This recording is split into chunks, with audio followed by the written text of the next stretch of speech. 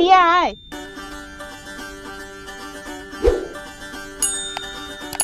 Hello বন্ধুরা, নাটক পাগল রিভিউ চ্যানেলে আপনাদের সবাইকে স্বাগতম। আজকে আমরা এমন একটি নাটকের রিভিউ করতে যাচ্ছি যার শেষটা দেখে আপনার চোখের পানি ধরে রাখা কঠিন হবে। নাটকের নাম বোবা কান্না। মুশফিক আর ফারহান আর মারিয়া মেহনাতি অভিনীত এই নাটকটি সাধারণ কোনো রোম্যান্টিক বা কমেডি নাটক নয়। এটি একটি প্রতিশোধ, না বলা কষ্ট এবং নিঃস্বার্থ ভালোবাসার এক অসাধারণ গল্প। চলুন দেরি না করে শুরু করা যাক আজকের প্রফেশনাল রিভিউ। গল্পের শুরুতেই আমরা দেখতে পাই নাফিস নামের এক সহজ সরল ছেলেকে। ছোটবেলা থেকেই সে বই পড়তে ভালোবাসত আর তার দুনিয়া ছিল শুধু পরিবার আর পড়াশোনা ঘিরেই। জীবনে কখনো কোনো মেয়ের সাথে প্রেম করা তো দূরের কথা, কোনো মেয়ের সাথে 1 ফুট দূরত্বে দাঁড়িয়ে কথাও বলতে পারত না সে। পরিবারের পছন্দে খুব তাড়াহুড়ি করে তার বিয়ে হয় রাজনীতিবিদ জামাল মোল্লার মেয়ে জয়িতার সাথে। বিয়ের পর নাফিস এবং তার পরিবার জয়িতাকে অসম্ভব ভালোবাসায় আপন করে নেয়। বিয়ের মাত্র 3 মাস 12 দিনের মাথায় জানা যায় জয়িতা 17 সপ্তাহের গর্ভবতী। এই খবর শুনে প্রথমবার বাবা হওয়ার আনন্দে নাফিস একেবারে আত্মহারা হয়ে যায়।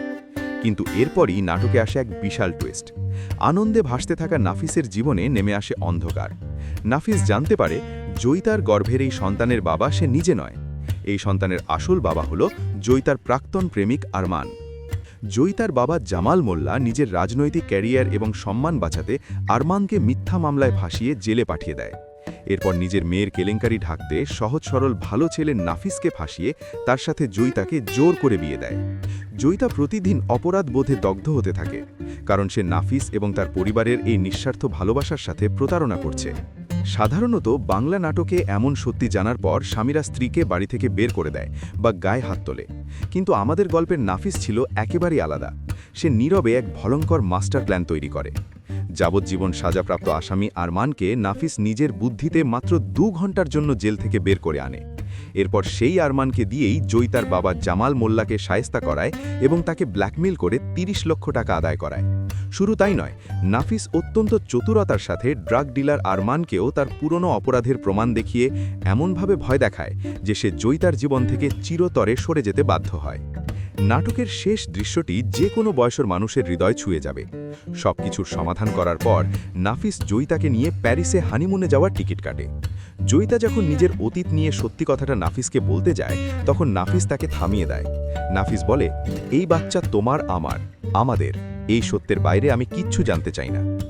একদম প্রফেশনাল জায়গা থেকে বলতে গেলে এই নাটকটি আমাদের সমাজের একটি বড় শিক্ষণীয় বার্তা দেয়। একজন সত্যিকারের পুরুষ তার স্ত্রীকে শুধু অতীত দিয়ে বিচার করে না, বরং তাকে সম্মান দিয়ে আগলে রাখে।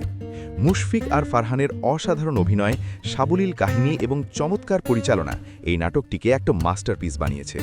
বন্ধুরা, বোবা কান্না নাটকটি আপনাদের কেমন লেগেছে তা অবশ্যই কমেন্ট করে জানাবেন। আর আমাদের নাটক পাগল রিভিউ চ্যানেলের আজকের এই রিভিউটি ভালো লেগে থাকলে ভিডিওটিতে একটি লাইক দিন এবং চ্যানেলটি সাবস্ক্রাইব করে আমাদের পাশেই থাকুন। দেখা হবে পরবর্তী ভিডিওতে। ধন্যবাদ।